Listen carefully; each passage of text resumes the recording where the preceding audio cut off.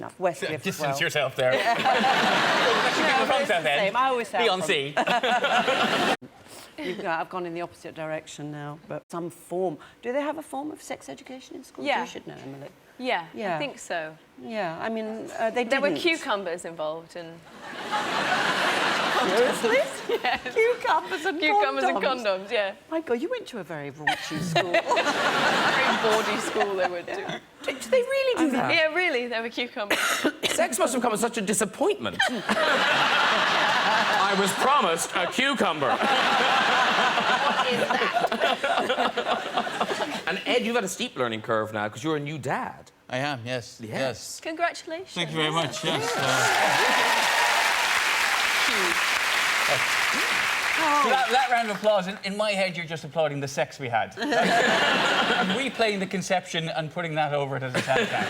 Oh, go Ed! No, but people are thrilled for you when you announce you're pregnant. Yeah. It's nice. As a dad, it's fine, because you just look tired, and people go, you look tired, and that's accepted. But when you say you're going to have a baby, it's for 9 months, I'll be exhausted when he arrives. About men. Everything French was just so cool and smart and elegant and everything. And I love you say Jean-Louis as if we know him. I'll never find him. I Googled him, bang! He came up immediately. Yeah. How weird. Yeah. All right, well, let's not... I've seen the King's Speech. Very authentic portrayal. Yeah. That was me. Very brilliant. I was Colin Firth. But in French. But in French, yeah. We went to Paris for New Year once, and you know, my now husband and our 2 friends were like, go on and find us a taxi, because we need to get to this place. I said, oh, God, please don't make me, please don't make me. And I hadn't had the guts to tell them, actually. I do still stutter. They were like, go on, please. And so I went to the guy at the front desk. I was like, I could say everything apart from the word taxi, apparently. So I went, est-ce que je peux avoir une... And he went, taxi? And I went, yes! And he went, taxi. He's Simon English, Simon French. It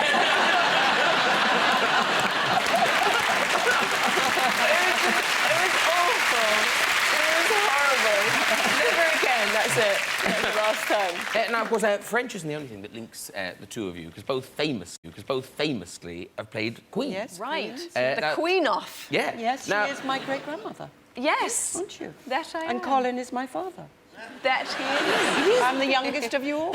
And she met our producer very recently, and she said, did you not shoot in Buckingham Palace? And he said, no, we didn't. And she said, why not? He said, you wouldn't let us.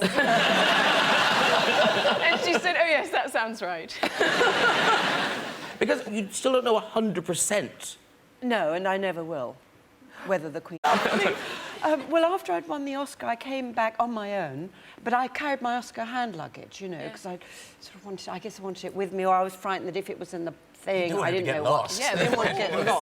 When I was Emily's age, I think it's, you know, it's potentially dangerous, because you can imagine that time... I'm pacing my career the same way. Very careful not to have too much excess too young.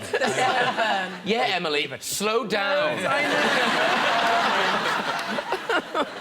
And because... Easier for men, though, isn't it? Yes, it is a little easier. But then you had that gift. And I didn't have to pretend to be anything that I wasn't. And that was the great thing about Prime Suspect. You wanted to fight it, is what you've said. Yeah, I don't think so. I mean, who knows? I might want to fight it a bit in 10 years' time. Right now. I'm telling you, when it comes, you do want to fight it. And do you worry about ageing at all? No. It's one of the hippity-hoppity lads. And he had a couple of dancers behind him, and they were in full street gear, big puff-ad jackets. And I turned to my mate and went, are they not hot doing that with their big overalls? No, they're not hot. Exactly. To be thinking that. You haven't done it yet, have you? Or I did do, actually. Oh, sorry, I missed it. No. I feel terrible now. How rude of me. It's really all right. I actually did it in my first film. Oh, what is it? I don't know if I should say it.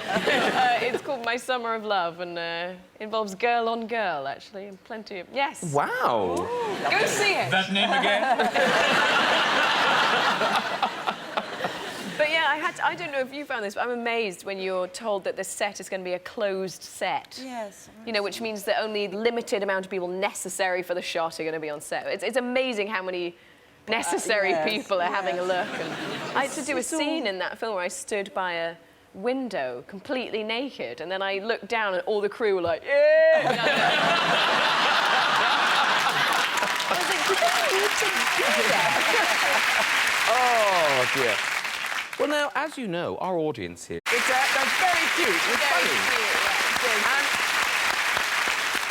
the only shock is that you're not in it. Everyone else is. I mean, that's you and Michael Caine, Ashley Jensen, Julie Walters in it, James McAvoy, Maggie Smith, Patrick Stewart, Dolly Parton, Hulk Hogan, Ozzy Osbourne. Did you meet any of them? No. No one. Not even James McAvoy? Well, they made valiant efforts to get us in the same sound booth, but actually, you know, I live in the States and he's here, and it was just weird. I mean, it was just, you are recording by yourself, you're voicing something by yourself. I just what do you mean, not even James McAvoy? He beats everyone. No, because they're in loads of scenes together. He plays Romeo. Yeah. She's Juliet. So, yeah, so they have lots of dialogue together. Yeah, no, you're kind of on your own, and you get the director to read in the lines with you, and then they mix it all together. And now, I must talk about Adjustment Bureau. No, but you got very good reviews. It was all sold out. It was all good. So people will go and see this one. Matt Damon wasn't in it. It is. When you sat here, it's suddenly like, yeah, let's go and talk about my tawdry little tour around the regions. Really? With tales of Hollywood and glamour and excess and The red magic word carpets. sold out. That's always Yes. a good word. And in this show, presumably, being a new father plays a part in... You talk about that experience of being a father. Yeah, obviously that makes it. And also just talking about just having a pregnant wife as well is an interesting. In the same way as like when I got married, I talked about the fact that I loved being married because after I got married, it meant that I married this really clever, intelligent mind, like for anything. Everything was this.